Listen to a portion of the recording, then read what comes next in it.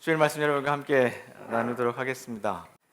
복습부터 하겠습니다. 예수님처럼 사고하기. 지난주에 예수님께서 타인을 대하는 법, 예수님께서 타인을 대할 때는 남에게 대접받고자 하는 대로 너희도 대접하라. 만약 이것만 있으면 아마 세상에 아무 문제가 없지 않을까, 그런 말씀을 좀 나눴고요. 체크리스트 빌립보서에 있는 말씀을 한번 나눴습니다.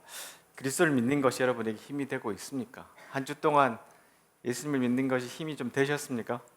우리 아까 호연 형제의 그 고백처럼 우리가 이런 어려운 일 당해도 주님께서 함께 하신다는 그 소망 때문에 힘이 되어야죠. 네. 그리스도의 사랑으로 위로를 받고 있습니까? 또 서로 격려하고 위로하고 할 때 우리는 또 공동체로서 사랑과 위로를 받고 있습니다. 성령 안에서 서로 교제하며 친절과 동정을 베풀고 있습니까? 내가 어렵더라도 친절과 동정을 보내는 그런 사람, 그것이 바로 성령의 사람이 아닐까 싶습니다. 그러므로 너희가 한 마음으로 사랑을 나누고 한 뜻으로 하나가 되십시오. 이런 말씀을 지난주에 나눴습니다. 예수님처럼 사고하기라는 시리즈로 여러분들과 함께 말씀을 나누고 있는데, 오늘은 10번째 시간입니다. 예수님께 중요한 사람이란 제목으로 여러분들과 함께 말씀을 오늘 나누려고 합니다. 이 요한이 지금 제자들을 예수님 앞에 보내요. 그래서 이제 예수님께 물어봅니다. 당신이 진짜 메시아인가? 아닌가? 그게 오늘 본문에 이제 일어난 사건의 이야기가 조금 앞에 일어난 이야기입니다. 자, 보세요. 그 앞에 이렇게 기록되어 있죠. 요한의 제자들이 이 모든 소식을 요한에게 알렸습니다. 요한이 지금 감옥에 있습니다. 헤롯에게 지금 비판하고 막 그러다가 지금 잡혀와서 감옥에 있는데요. 그래서 이제 제자들이 그 소식을 알려주니까 요한의 제자 가운데 두 사람을 이제 불러서 보내요. 그리고 이렇게 물어보라고 합니다. 선생님이 오실 그분입니까? 아니면 우리가 다른 사람을 기다려야 합니까? 그래요. 그래서 그 사람들이 이렇게 여쭤보라고 그럽니다 하고 이 질문을 던졌어요. 이게 오늘 말씀의 배경입니다.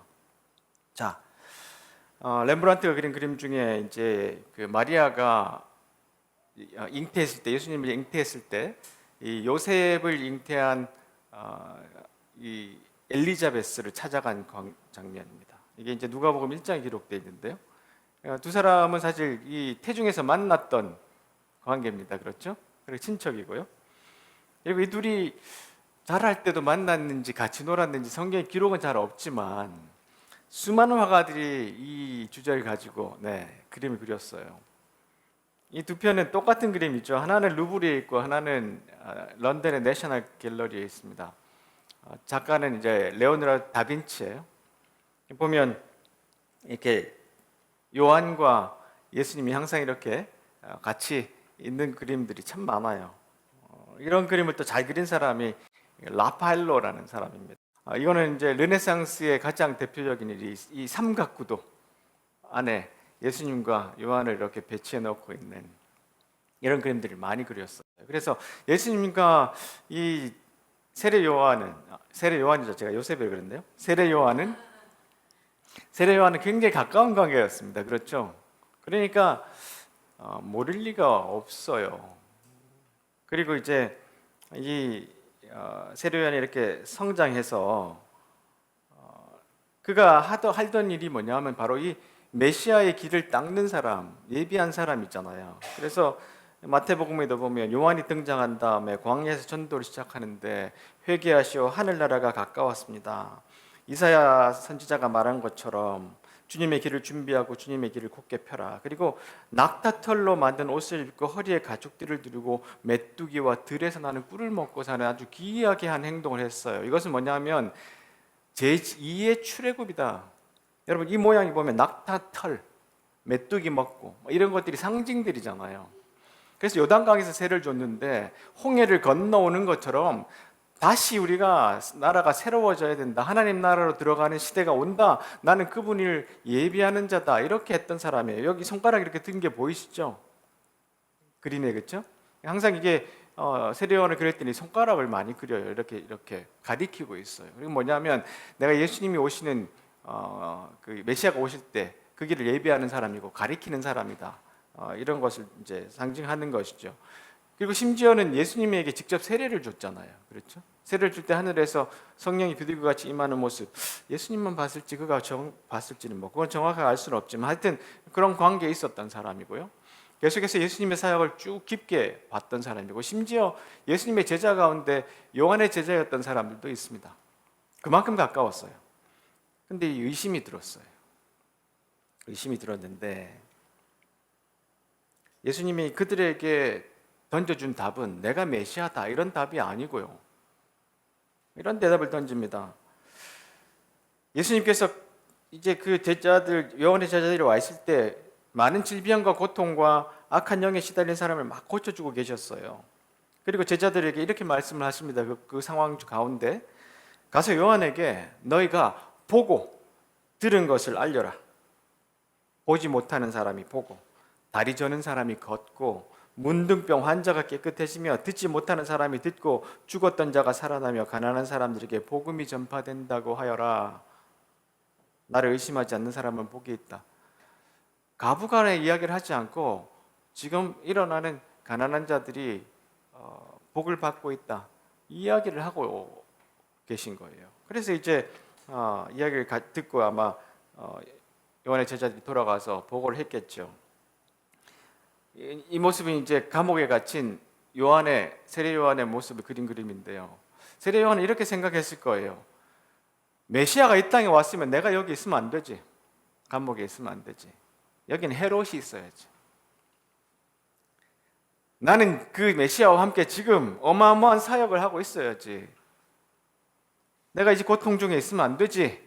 이런 생각을 했을 거예요. 그러니까 의심이 들기 시작했죠. 메시아가 오면 이 땅은 완전히 메시아의 뜻대로 평정이 될 거고, 뭐 군사적으로, 경제적으로 모든 것이 달라질 거다. 우리는 복된 삶을 살고 있어야지. 내가 지금 감옥에 있으면 안 되지. 이런 사고 방식을 갖고 있었어요. 그가 생각하는 메시아는 지금 예수님이 하는 행동이 아니거든요. 그가 기대했던 메시아는 모든 문제를 해결해 주는 메시아를 기대했어요. 근데 이게 자기의 기도와는 다르게 엉뚱한 게 자꾸 지금 상황이 전개되니까 마음속에 지금 이분이 메시아인가? 아닌 것 같은데. 그래서 제자들을 불러다가 좀 갔다 오라고 시킨 거죠. 자, 보통 이런 거를 우리가 보통 신념편향 이런 식으로 좀 표현을 합니다. 신념편향. 이거 종교를 믿는 사람 중에 많이 나타나는 편향인데요. 이게 뭐냐 하면 자신의 가치와 신념 그리고 사전 지식과 일치하는 결론을 뒷받침하는 주장을 받아들이는 반면 반대되는 주장은 거부하는 경향. 그러니까 지금 감옥에 있는 이 세례 요한은 내가 믿고 있는 방식이 아니에요. 예수님이 하신 지금 방식이. 메시아가 오면 이렇게 돼서는 안 된다고 생각해요. 그러니까 지금까지 내가 알고 있고 기대하고 있고 바라던 그 신앙의 대상 메시아에 대해서는 자기가 그렇게 기대하고 있었잖아요. 근데 이 하시는 일이 정반대 일을 하니까 지금 이분이 메시아라는 것에 대해서는 지금 받아들일 수가 없어요. 이게 이제 신념 편향입니다. 주장이나 논증이 결론을 얼마나 강력하게 뒷받침하는 것보다 지금 메시아가 와서 이 땅에 가난한 자가 복을 받고 있어요, 이런 증거보다 결론의 타당성을 기준으로 주장의 강도를 판단하는 것, 자기가 생각하고 있는 그 신앙의 방식에 대해서 더 몰입을 하고 있는 거예요. 기존의 믿음과 지식에 지나치게 의존하게 만드는 인지 편향을 신념 편향 이렇게 말하기도 합니다. 논리보다는 내가 가진 신념에 눈이 멀어 잘못된 결론에 도달할 수 있다. 이것이 신념 편향이 갖고 오는 아주 큰 오류예요. 근데 정말 많은 믿는다고 하는 사람이 이 신념 편향에 얼마나 깊이 빠져 있는지 모릅니다. 지금 이 세례 요한뿐만 아니라 뭐 집단 착각, 그때도 제가 책을 한번 소개했었죠. 이스라엘 전체가 지금 집단 착각에 빠져 있기도 하고, 우리 한국 사회도 지금 집단 착각들에 빠져 있어요. 교회들도 마찬가지입니다. 너무나 자기가 바라고 있고 자기가 원하는 방식으로 믿다 보니까 수많은 증거들이 그것이 아니라고 말을 하고 있는데도 나는 거기에 빠져서 그것을 받아들이지 않아요. 의심합니다. 당신이 메시아입니까? 이렇게 우리는 믿음 생활을 하려고 애를 써요. 그래서 이 아주 기형적인 믿음들이 우리 한국에 많잖아요. 교회들마다 등장하는 아주 이상한 믿음들이 되게 많습니다. 이 특징이 뭐냐면 이게 바로 신념 편향이에요. 우리도 그것이 있는지 없는지 잘 살펴봐야 돼요. 우리가 지금 살고 있는, 내가 예수님을 잘 믿는데 왜 아버님이 돌아가시나요? 내가 예수님을 열심히 믿는데 왜 사업이 잘 안 되나? 내가 예수님을 잘 믿는데 이게 왜 안 풀리나? 내 자녀는 왜 반항하나? 뭐 이런 식의 어려움 속에서도 막 이렇게 혼란스럽고 오류를 가지는 일들이 생길 수 있죠. 이 그림을 보면 이 팩트와 빌리프가 이게 서로 대화를 하면 이게 잘 수정이 안 되는 거예요. 자, 그래서 이번에 이제 톰 라이트 주교께서 이런 말을 하십니다. 예수님이 의도하신 메시아는 이런 인물이다. 그는 헤롯의 직접적인 경쟁자가 아니라, 예수님은 이 헤롯을 물리치고 이 땅에 정치적인 메시아로 오는 것이 아니라 그분의 나라는 결국 세상 모든 헤롯들에게, 헤롯이 한둘이가 아니죠. 그 도전하면서도 그보다 오래 존속할 것이다. 예수님은 그때부터 지금까지 계속해서 계시는 분이에요. 모든 분야에서 사람과 세상을 치유하면서 전혀 다른 방식으로 작동하는 나라다. 세례 요한이 기대하는 그 하늘나라, 하나님의 나라가 아니라 모든 것에 권력과 힘을 가지고 다른 헤롯이 없어져도 그것을 대체하는 그런 방식의 나라가 아니라, 메시아가 오신 나라는 바로 모든 분야에서 사람과 세상을 치유하면서 전혀 다른 방식으로 작동하는 나라라는 거예요. 근데 이것을 우리가 신앙으로 받아들이지 않으면 계속해서 이 신념 편향의 오류를 생산할 수밖에 없습니다. 예수님이 내가 메시아다 아니다 말하지 않고 가난한 자를 계속해서 복주는 사역들을 하시고 난 다음에 가서 보고 들은 대로 이야기해라. 이게 하나님 나라다. 그렇게 요한에게 알려줬던 것입니다. 우리도 그렇게 사실은 믿어야 하는데 우리에게는 오랫동안 믿을수록 이 신념 편향이 강해요. 오히려 모든 분야에서 사람과 세상을 치유하면서 전혀 다른 방식으로 작동하는 예수님의 그 사고와 행동 방식 우리가 따라가야 하는 것입니다. 자, 요한의 신부를 맡은 사람이 떠나가니까 예수님이 이제 제자들과 사람들, 가까운 사람들에게 이렇게 말합니다. 너희는 무엇을 보러 광야에 갔냐? 자, 광야에서 지금 이제 세례 요한이 사역하니까 많은 사람이 광야에 갔죠. 바람에 흔들리는 갈대냐, 아니면 무엇을 보러 갔느냐? 이게 좀 수수께끼 같아요. 광야에 무슨 바람에 흔들리는 갈대가 있으니까 그렇죠? 근데 이게 무슨 뜻이냐면 조금 이제 수수께끼 같은 건데 풀어드리면, 이 당시에 헤롯이 가장 좋아하는 것이 갈대였어요.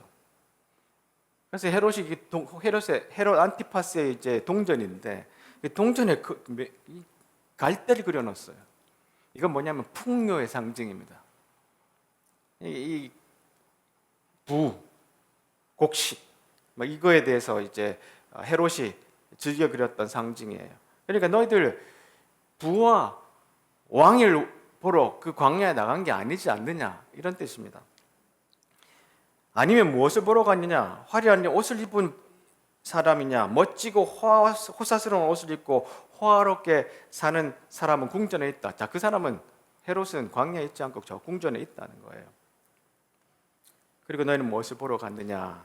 예언자냐? 자, 이 당시에는 영화도 없고 그렇죠.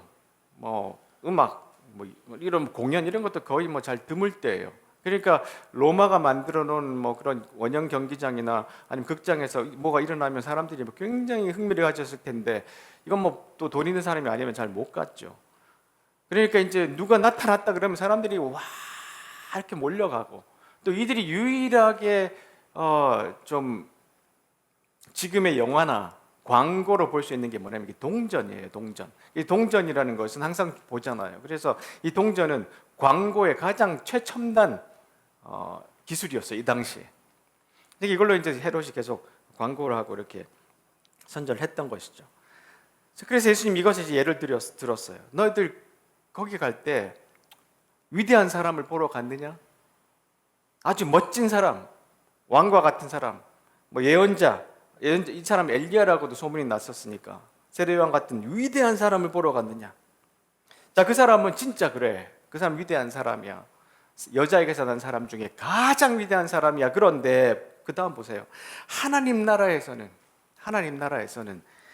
가장 작은 자가 요한보다 더 위대하다. 이게 예수님이 사람을 보는 방식이에요. 다른 사람들은 위대한 사람, 어마어마한 사람, 이런 사람을 막 찾으러 몰려다니잖아요. 그렇죠? 요즘 우리나라가 이상하게 요즘 희한하게 온갖 곳에서 이렇게 천재들이 등장하고 있는 뭐 그런 시기입니다. 요즘 특별히 음악 하는 친구들 중에 뭐 이민찬이나 아니면 뭐 조성진 같은 친구들, 여러분 표를 구할 수 있습니까? 못 구하죠. 그래서 요즘 사람들이 외국을 갑니다. 외국의 어느 스케줄에 어느 곳에 누가 공연한다 그러면 티켓팅을 해가지고 거기까지 날아가서 가보면 그 동네에 한국 사람이 다 와 있대요. 거기. 그러니까 누가 떴다, 위대한 사람이다, 잘한다 그러면 막 그 비싼 비행기 티켓팅도 하고 그쪽 호텔도 잡고 휴가 내고 좋은 옷 입고 가서 거기 앉아 있습니다. 뭘 보러 갑니까?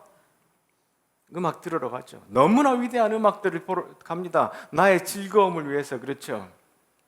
그게 우리의 습성이에요. 혹시 여러분들 중에 나도 그런 적이 있는데, 나 제일 많이 비싼 돈 주고 본 연극이나 뭐 이런 것 있으십니까? 저는 이글스입니다. 이글스. 이글스가 왔을 때. 하여튼 우리는 막 이런 사람을 보러 가기 좋아해요. 좋아하는데 예수님이 이렇게 말씀하세요. 진짜 위대하고 대단한 사람이 누군지 아니? 하나님 나라에서 누군지 아니? 가장 작은 자야. 가장 작은 자야. 제자들 보세요. 제자들 참 못 배웠으면 계속 가르치는데도요. 계속 싸워요. 보세요. 자기들 중에 누가 제일 큰 자인가 싸웁니다. 심지어는 예수님이 죽기 바로 전날도 이렇게 싸웠어요. 예수님께서 제자들이 마음속으로 무엇을 생각하는지 아시고 한 어린아이를 옆에 세우셨습니다. 그리고 말씀하셨어요. 누구든지 내 이름으로 이런 어린아이 하나를 맞이하는 사람들은 나를 맞이하는 거다. 예수님과 어린아이를 동격으로 보셨다는 거예요. 누구든지 나를 맞아들이는 사람은 곧 나를 보내신 분을 맞아들이는 것이다. 너희 중에 가장 작은 자가 가장 큰 사람이다. 이게 보통 사람의 사고와 생각과 시각입니까? 그렇죠. 그래서 우리가 예수님께 배워야 되는 거예요. 우리는 그렇지 않아요. 누가 정치인이 떴다 그러면 그 주위에 보세요. 그런 사람들이 이렇게 우르르 몰려다니잖아요. 근데 우리는 예수님께 배워야 되죠. 예수님에게는 가장 큰 자가, 가장 위대한 자가 누구냐 하면 가장 작은 자예요. 그리고 그 작은 자를 하나를 영접하는 사람들, 그 작은 자를 한 사람을 돕는 사람들, 그 사람은 나를 영접하고 나를 돕는 사람이다. 그렇게 말씀을 하시는 거죠. 이 말씀을 하신 다음에 이제 이런 일이 또 벌어져요. 다른 사람들은 다 세례받고 기뻐하고 하나님의 의롭다고 찬양하는데 바리새파들 보세요. 요 율법학자들 좀 보세요. 하나님의 계획을 거절하고. 이 말이 얼마나 우리 마음에 좀 깊이 다가와야 될지 모르겠어요. 분명히 수많은 증거들이 있습니다. 근데 신념 편향이 있으니까 하나님의 계획을 거절합니다. 아주 적극적인 거절을 합니다. 그리고 요한의 세례를 받지 않고 버텨요. 그리고 예수님이 이들을 대해서 이렇게 이야기를 합니다. 이런 사람이 어떤 사람에게 비유할까? 시장에 앉아서 서로 부르며 파리를 불어도 춤추지 않고 울어도 너희가 울지 않았다. 서로 이렇게 사실 시장에서는 서로 화답하는 이런 이제 풍습이 있었거든요. 그래도 이들은 움직이지 않아요. 그리고 이들은 세례 요한이 사역하니까 빵도 먹지 않고 포도도 좀 마시지 않고 저 사람은 귀신 들렸다고 또 비난해요. 예수님이 오셔가지고 또 막 반대로 하니까 어떻게 해요? 저 사람은 먹보여 술꾼이며 세리와 죄인의 친구로다. 그렇게 비난합니다. 왜 이럽니까 진짜? 제가 곰곰이 생각해봤어요. 이들이 왜 이럴까? 생각한다는 착각에서 이런 이제 문장이 있습니다. 많은 사람들이 자기가 스스로 깊이 생각하고 사고해서 판단한다고 생각하는데 실제로는 그렇지 않아요. 우리는 단순히 내적 관찰력을 발휘한다, 깊이 생각한다고 주장할 때도 실제로는 즉흥적인 이론화, 그냥 내 속에서 막 만들어내는 거예요, 이론을. 우리는 희한할 정도로 잘 속아 넘어가는 이런 거예요. 근데 자기는 스스로 굉장히 깊은 생각을 한다고 생각합니다. 이 바리새인과 율법학자들처럼 우리 모두가 마찬가지예요. 나는 깊이 생각하고 사고하고 판단하는 사람이라고 착각하는데 공부 많이 하는 사람들이 훨씬 더 그래요. 판사들, 검사들, 교수들, 뭐 아니면 그런 전문가들 가운데 이 오류에 빠진 사람이 굉장히 많습니다. 바로 우리가 관찰할 대상은 거의 없는데도 반박당할 두려움 없이 자기가 전문가니까 한껏 거들먹거리며 의견을 밝힐 거리가 아주 많다. 실질적으로는 생각 깊이 하지 않는다는 거예요. 우리는 그런 사람들이 이 뇌 자체가 그렇게 만들어지지 않았어요. 나는 깊이 생각한다. 착각하지 마라. 그런 주장을 합니다. 편안함의 배신이라는 책에 보면 편리한 것들이 어떻게 내 삶을 마비시키는가 이런 주장을 하는데요. 주위를 둘러보면 오늘날 사람들이 느끼는 두려움의 깊이가 20년 전보다 훨씬 더 깊어진 것을 알 수 있다. 나는 이것을 편안의 역설이라고 부르는데 모든 측면에서 생활이 점점 더 편안해지고 있는데 우리는 불편에 점점 더 과민해지고 있다.